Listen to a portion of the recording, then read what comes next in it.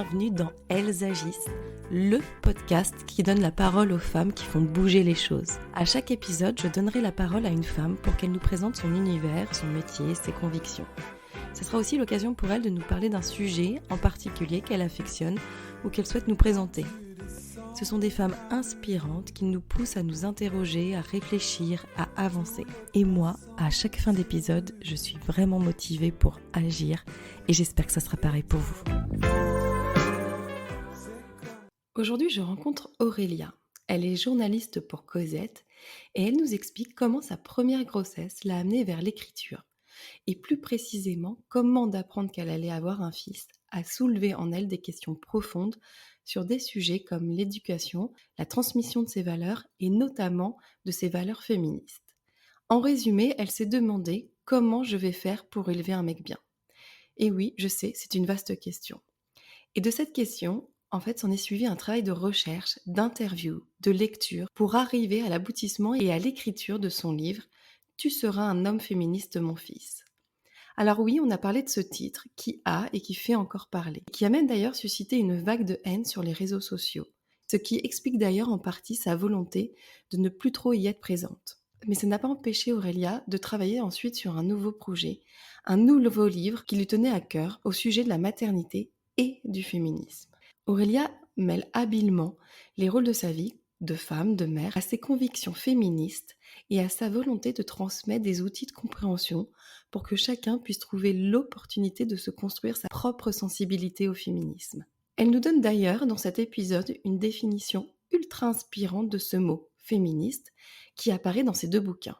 Je vous laisse découvrir. Bonne écoute! Bonjour Aurélia. Bonjour Émilie. Je suis ravie de te recevoir. On discutait là un petit peu avant de lancer l'épisode sur ton livre. C'est vrai qu'il a fait bouger pas mal de choses. Je sais pas si tu as eu ce genre de retour. Oui, je reçois... il est sorti il y a maintenant 4 ans, ce premier livre, et c'est vrai que je reçois toujours pas mal de retours. Je crois qu'il continue de vivre. Voilà. Avant de rentrer plus dans le sujet, dans les différents sujets, j'aimerais un peu plus te connaître. J'ai envie de parler de ton parcours, j'ai envie de parler de tes livres, de tes projets aussi, ton métier de journaliste aussi. Est-ce que, pour commencer, tu peux te présenter de la manière dont tu le souhaites, que ce soit professionnellement, personnellement. Est-ce que tu peux nous dire qui tu es ? Oui, avec plaisir. Moi, j'ai 36 ans. Je suis mère de 2 enfants qui ont 5 et 2 ans maintenant. Je suis journaliste, effectivement, depuis une bonne dizaine d'années. J'ai essentiellement travaillé, même toujours travaillé dans la presse écrite. Et je travaille depuis plusieurs années, depuis 6 ans pour le magazine Cosette. Voilà, donc je vis sinon à Paris, je vis en couple, hétérosexuel. Voilà dans les grandes lignes un petit peu qui je suis. Et de journalisme à autrice, quand est-ce que tu as basculé ? Quand est-ce que tu as eu envie de passer le pas ? La bascule s'est clairement faite pendant ma première grossesse en fait. Étonnamment, mes projets d'écriture sont vraiment intimement liés à ma vie de mère, à cette transition-là. Et en fait, je me suis lancée dans ce premier projet de livre, tout simplement au départ de manière un peu égoïste presque, pour répondre en fait à mes propres questions et à un propre besoin, parce que moi j'avais un manque, j'avais beaucoup de questions en tête au moment de cette première grossesse, et comme je ne trouvais pas les réponses, c'est à ce moment-là, encouragée par des collègues et consoeurs qui sont aussi des copines, qui m'ont dit mais si, écris ce livre, je pense qu'il y a matière, et peut-être que sans leurs encouragements, je ne sais pas si j'aurais franchi le pas, mais en tout cas voilà, c'est vraiment à ce moment-là, donc en 2017, que je me suis lancée dans ce projet. L'environnement a compté alors ? Oui, l'environnement a compté. Je crois qu'un environnement féminin, soutenant, ça a été important. Voilà. Et tu es journaliste donc pour Cosette. Est-ce que tu peux m'expliquer l'intérêt aussi de travailler pour ce magazine ? Ce que ça t'apporte aussi dans tes réflexions, dans ton cheminement aussi en tant que féministe ? Alors déjà pour moi ça a été une vraie joie de pouvoir travailler Cosette. J'ai commencé par piger, donc par travailler comme indépendante avant de rejoindre la rédaction et au départ je ne travaillais pas spécifiquement sur des sujets forcément féministes. Enfin, il était question souvent de femmes, mais c'est le fait de travailler chez Cosette, ça m'a vraiment permis de me plonger entièrement en fait, de manière beaucoup plus intense et quotidienne et aussi professionnelle dans tout un tas de questions liées aux droits des femmes, etc. Donc peut-être que ce qui a changé, c'est une acuité encore plus forte sur ces sujets, parce que on traite de choses qui sont très belles, très motivantes, mais aussi de sujets parfois durs. Donc, travailler sur ces questions-là en tant que journaliste, c'est aussi prendre encore plus fortement la mesure des combats, des enjeux, des problématiques auxquelles on fait encore face aujourd'hui sur ces questions de sexisme, de violence sexiste. Est-ce qu'il y a un sujet qui t'a plus marqué qu'un autre ? Je pense à un sujet, oui, qui m'avait beaucoup marqué, sur lequel j'avais travaillé avec une collègue. On avait vraiment... c'était un sujet qui nous tenait vraiment à cœur, qui était parti d'un mail d'une lectrice qu'on ne connaissait pas et qui était assez désespérée. Il s'agissait à l'époque de ce qu'on appelait des implants contraceptifs, qui sont en fait des sortes d'implants pour ligaturer les trompes. D'accord. C'était les implants de la marque Essure et qui ont été prescrits de manière assez importante pendant quelques années. Et en fait, de nombreuses femmes ont eu des problèmes de santé très importants derrière, et elles ont mené un combat vraiment collectif et tenace pour faire entendre le fait qu'elles n'étaient pas folles et qu'elles pensaient, après quelques recherches, après avoir discussion avec des femmes dans d'autres pays qui étaient déjà mobilisées, ce fait qu'il y avait un problème avec ces implants, etc. Et ça avait été un sujet assez fort parce qu'à ce moment-là, il y avait encore un déni un peu des institutions gynécologiques, donc on avait vraiment...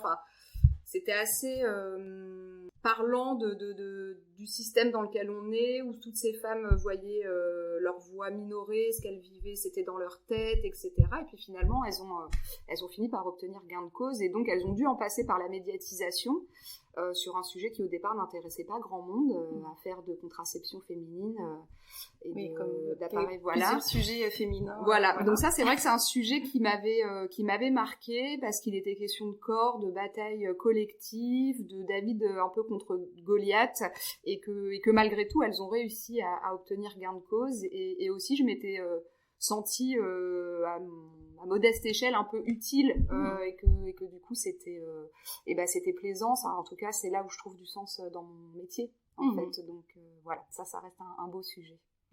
Et effectivement, c'est un combat qui est lourd, et j'imagine que tu en vois passer en tant que journaliste.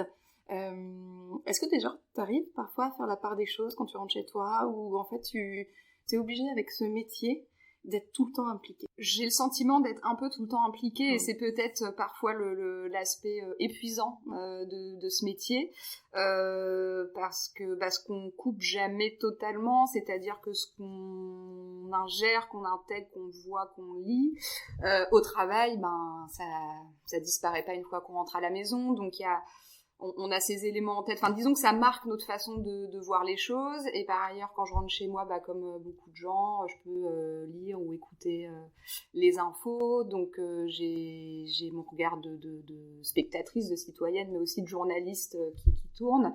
Et puis je suis toujours un peu en alerte aussi, c'est-à-dire des formations professionnelles, mais ce que je vois dans ma vie quotidienne, souvent ça reste quelque part où je me dis tiens, ça il y a peut-être matière à sujet, peut-être que ça il faudrait en parler, il se joue peut-être quelque chose ici, donc oui, ça tourne tout le temps, quoi. Ça tourne un peu tout le temps. Voilà.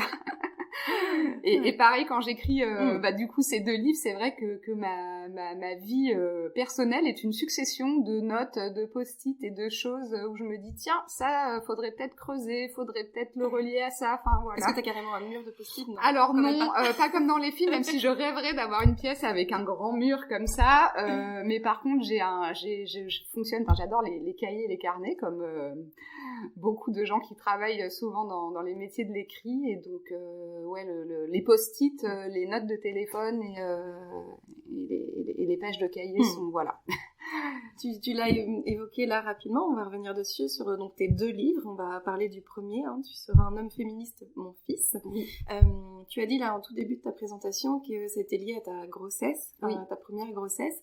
Est-ce que tu peux nous en dire un peu plus justement sur ce cheminement, sur les déclics, sur le fond aussi de ton livre? Donc tu as eu un garçon? Oui, j'ai eu un garçon en premier, donc qui est né en juillet 2017. On ne souhaitait pas connaître le sexe de ce bébé, donc jusqu'à sa naissance, on ne savait pas que ce serait un garçon, mais néanmoins, j'avais une sorte de conviction profonde, qui aurait pu se révéler totalement fausse, mais bon, que ce bébé allait être un garçon. Et en fait, je sais pas, il y a un jour en fait où je me suis dit, je sens que ça va être un garçon, et je crois que quelqu'un m'avait dit, ah c'est sûr, t'attends un garçon.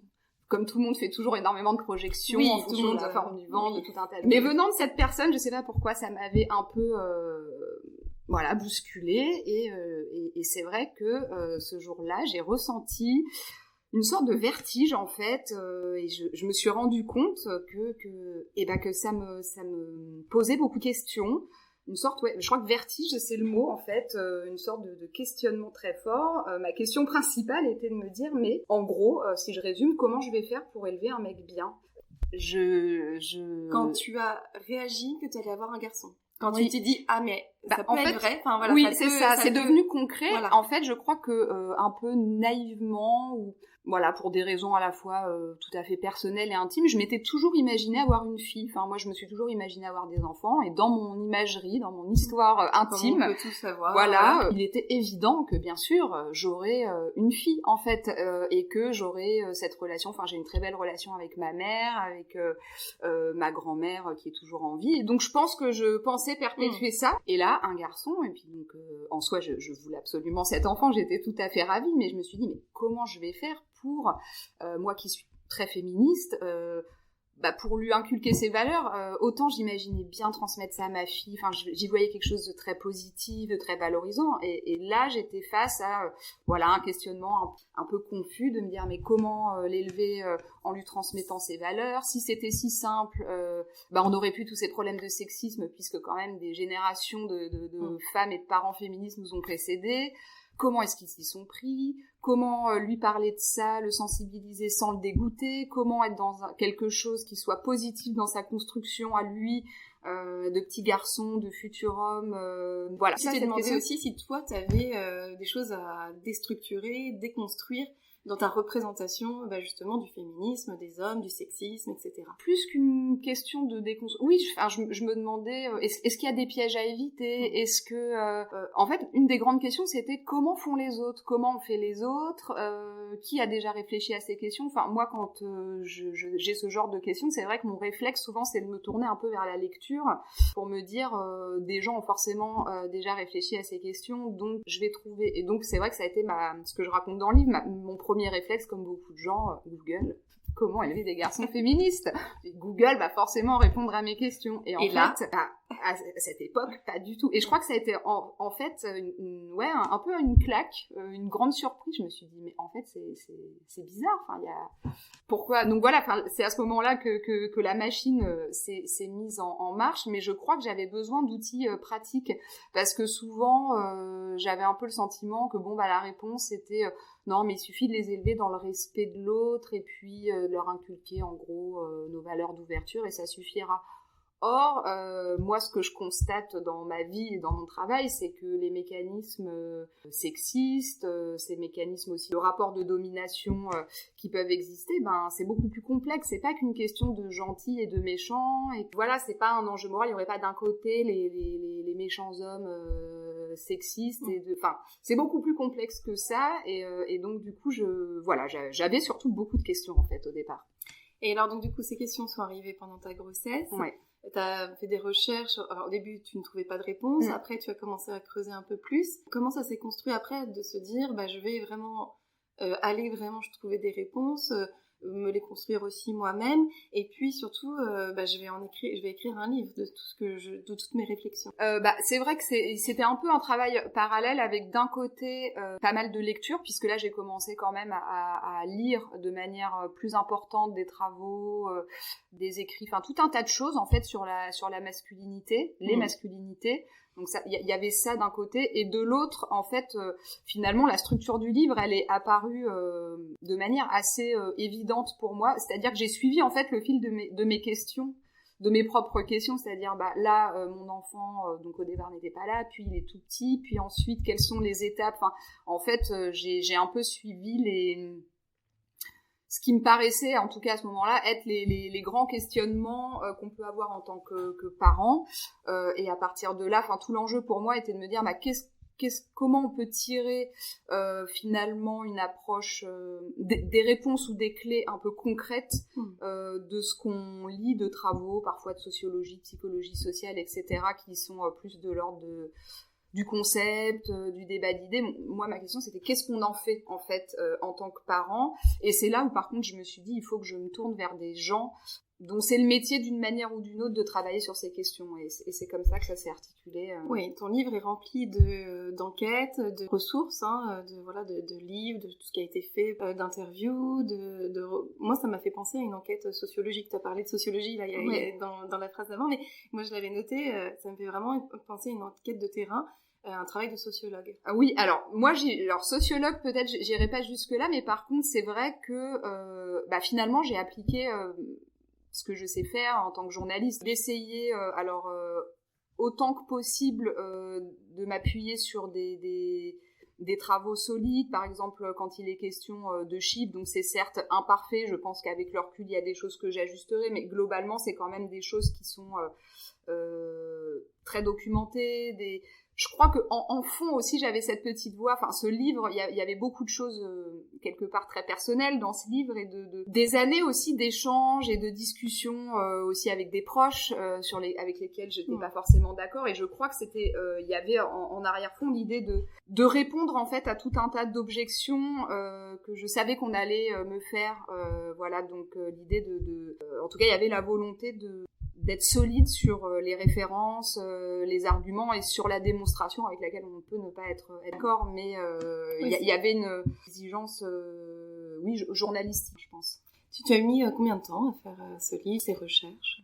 En fait, ça s'est fait relativement vite, parce que ce projet s'est concrétisé très vite, peut-être un peu trop pour moi, parce que j'avais un bébé qui était petit encore à l'époque, mais je dirais que j'ai travaillé 1 an et demi dessus, et à peu près 10 mois d'écriture. Quand même, ouais. Finalement, mais c'est vrai que ça a été une période très intense. J'ai passé 10 mois, c'était vraiment une seconde grossesse, beaucoup plus dure que la première, la vraie, où là j'ai baigné dedans, je pensais, respirer et passer tout mon temps plongé dans ce livre, quoi. Le titre est accrocheur, en tout cas, voilà, au début je me suis un peu arrêtée sur le titre en me disant, ça m'a fait un peu peur, presque. Je savais pas trop où ça allait me mener. C'est fait exprès? Alors, oui et non.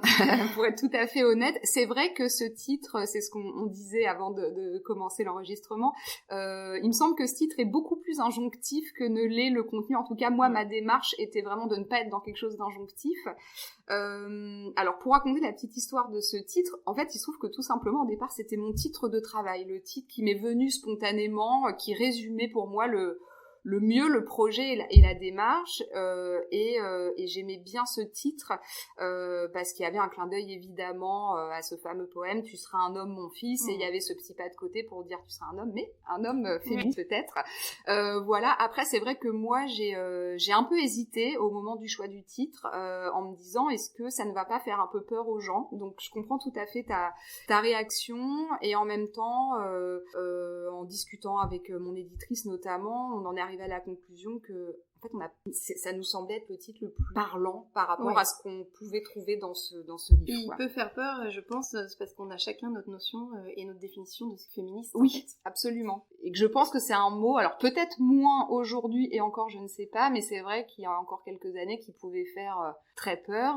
D'ailleurs, en fait, pour la petite histoire, ce livre, quand le jour où j'ai annoncé sa sortie sur ma page Facebook perso, qui est donc vraiment une page perso, j'avais mis ce post en public, et en fait très vite il a été énormément partagé, y compris dans des groupes très antiféministes et très hostiles, et ça a suscité vraiment une vague énorme de commentaires haineux, et qui me disaient, par exemple, on m'a beaucoup dit alors à quand tu seras une fille machiste, ma fille, enfin il y avait vraiment une confusion, un amalgame alors volontaire ou pas, soit de bêtises, soit de mauvais esprit, pour dire voilà, en fait, vous voulez éduquer des hommes qui, on voit très bien d'ailleurs le pendant, mais qui se détesteraient eux-mêmes, qui détesteraient les hommes, qui seraient efféminés. Enfin voilà, il y avait ça charge. Les réponses dans ton livre. Voilà, mais je pense qu'ils ne liront pas, mais clairement. Mais voilà. Et justement, c'est pour ça que tu es assez discrète sur les réseaux sociaux, c'est à cause des... Alors, c'est sûr que ça ne m'a pas convaincue de m'exposer davantage. Non, j'ai un rapport assez ambivalent aux réseaux sociaux. Je les utilise comme tout le monde, et sans doute un peu trop. Enfin, je m'en sers beaucoup pour lire, suivre l'actu, pour y piocher aussi des idées de sujets, voilà. Par contre, je suis très très très très frileuse à l'idée de m'exposer dessus. Enfin, même c'est vrai que je ne parle pas de ma vie personnelle, par exemple, sur les réseaux, et même dans un cadre professionnel, je me limite au strict minimum, parce que j'y trouve beaucoup de violence, en fait, moi, dans les réseaux, et alors soit une violence tout à fait décomplexée, soit quelque chose de plus insidieux, et donc voilà. Oui, tu veux distinguer, enfin séparer en tout cas. Séparer, et je sais qu'il y aurait eu, on m'a demandé pourquoi je ne faisais pas un peu plus de contenu sur, par exemple, qui déclinerait ce qu'il y a dans le livre, etc.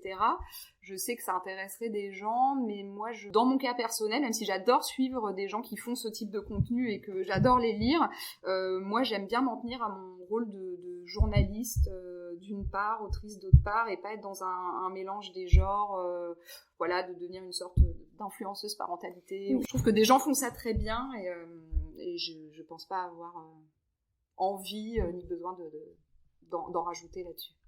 Et c'est un métier différent. Enfin, Exactement, c'est un métier différent. Et puis il y a une dimension. Enfin, moi, quelque chose qui me fatigue beaucoup dans le rapport au réseau, ce sentiment de sollicitation permanente, je le vois en fait dès qu'il y a un post qui suscite un peu d'intérêt.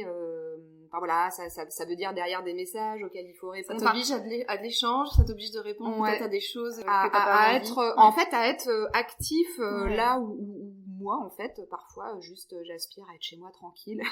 Et en fait, j'y vois une sorte de charge semi-professionnelle un peu permanente, et c'est quelque chose qui m'étouffe un peu vite. Donc c'est vrai que je garde une distance, c'est une sorte d'hygiène un peu psychologique pour moi, parce que je sens que sinon, ça me ferait pas forcément nécessairement beaucoup de bien, en fait. Et sur ce premier livre, Tu seras un homme féministe, mon fils, c'est vraiment...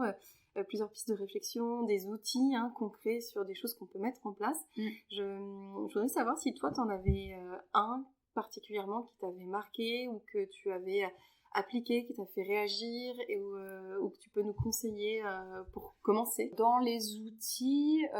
Alors, je sais pas si ça va répondre à ta question, parce que c'est pas un outil au sens d'une méthode, mais quelque chose que moi, que j'ai beaucoup en tête, c'est cette question de la romantisation des rapports entre enfants. C'est-à-dire que j'ai vraiment pris conscience en travaillant sur ce livre et en plongeant dans certains de ses travaux,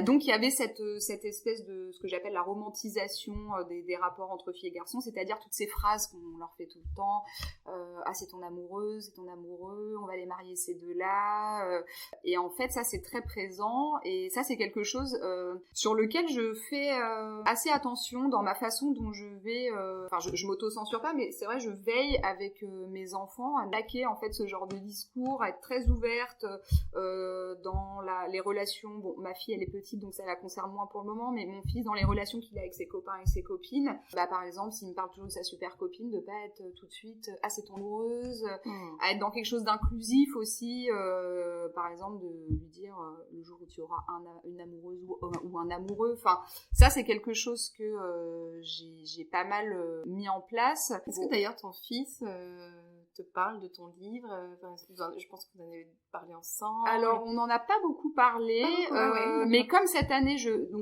l'année qui vient de se passer, j'étais en écriture du second et que il y a un moment où c'est devenu assez intense, donc je lui ai expliqué que j'avais moins de temps, parfois en soirée ou le week-end, il y a eu une fin d'année un peu chargée, et donc que je voulais absolument terminer ce livre, donc évidemment ça, voilà, et il avait déjà vu ce livre, mais quand il l'avait vu, je pense qu'il était plus petit, ça suscitait moins de questions, alors que là, il m'a demandé le titre du livre, le titre du précédent, et donc on a parlé de qu'est-ce que c'était féministe, etc. Qu'est-ce que ça voulait dire, et j'ai répondu à ces questions, mais une fois que j'y ai répondu, pour l'instant, ça n'a pas suscité... Est-ce qu'il réagit sur la couverture? Non, pas vraiment. Parce que c'est parti, mais ma fille a réagi.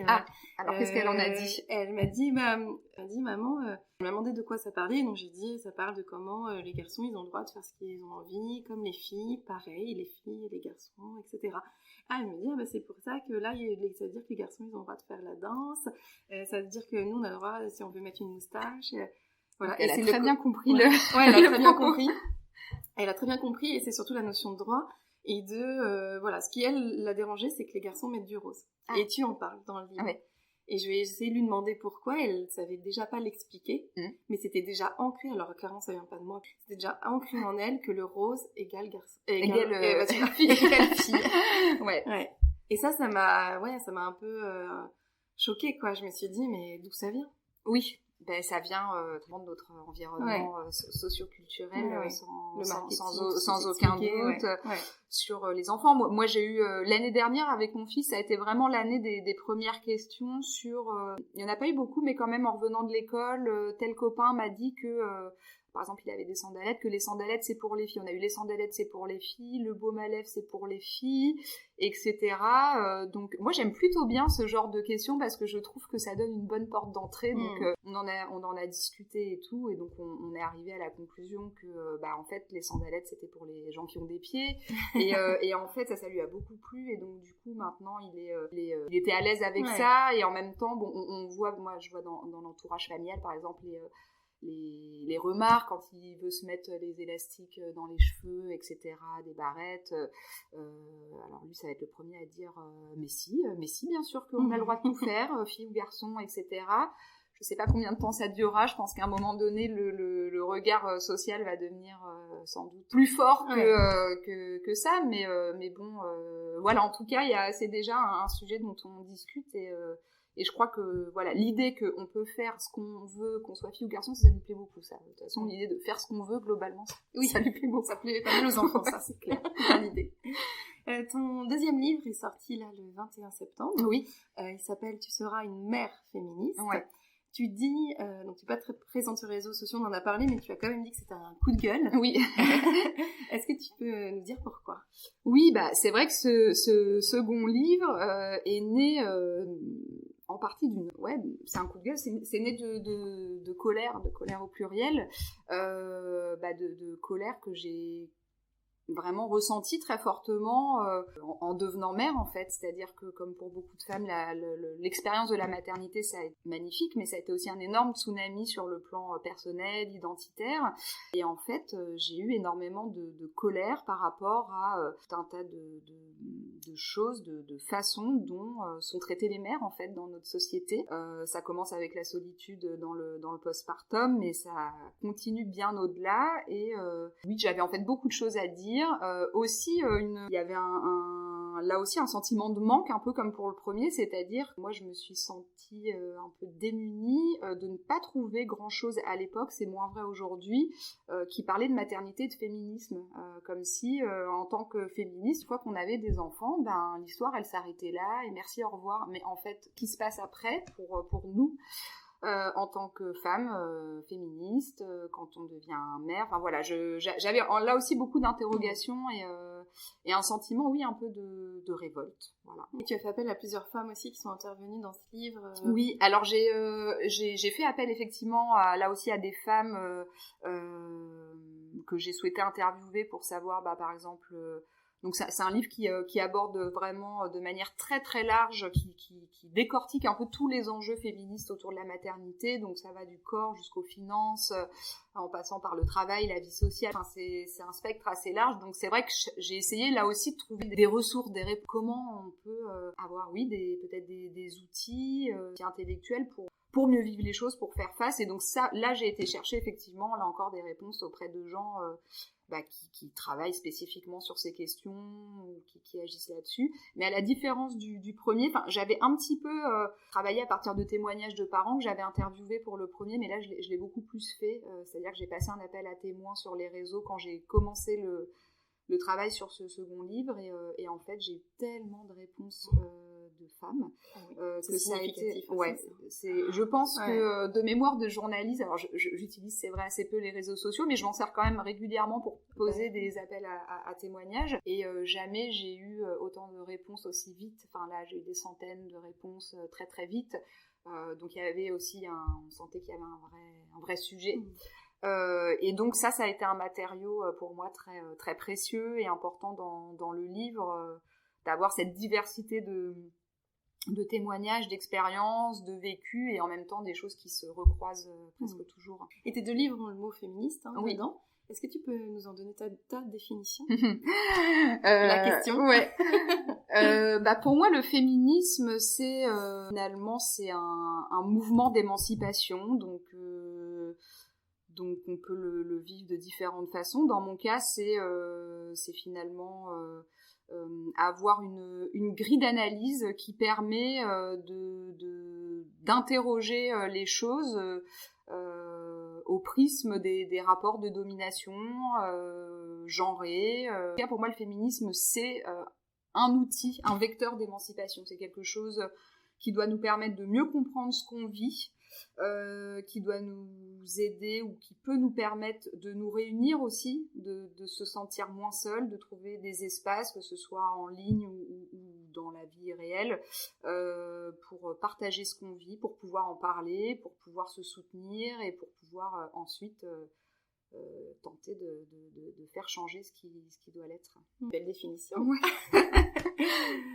Aurélia, avant de se quitter, j'ai quelques questions qui sont liées à l'action ou voilà, pour te connaître aussi différemment. Donc déjà, j'avais justement autour de l'action et d'agir, à quel moment tu t'es dit là, je mène vraiment une action, je suis vraiment en train d'agir? Je me le suis rarement dit, mais j'ai commencé à me le dire en ayant les premiers et nombreux retours après mon premier livre, en fait.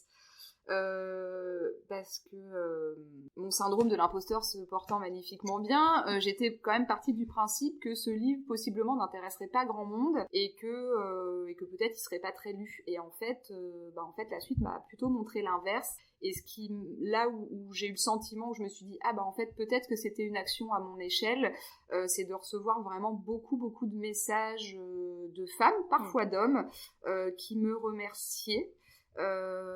Et qui disaient qu'ils avaient trouvé dans ce livre que ça leur avait fait du bien, notamment je pense à des femmes qui m'ont dit ça m'a fait du bien parce que je me suis posé les mêmes questions en fait, et le fait de voir ces questions posées, traitées, ça m'a, voilà. Donc là je me suis dit qu'il y avait un levier d'action et aussi de voir tout simplement des gens s'en saisir et aussi des pairs dire voilà, j'ai des outils, ça m'a beaucoup questionné, j'essaye de changer des choses et tout. Là, je me dis que oui, sans doute, on tient un petit levier d'action.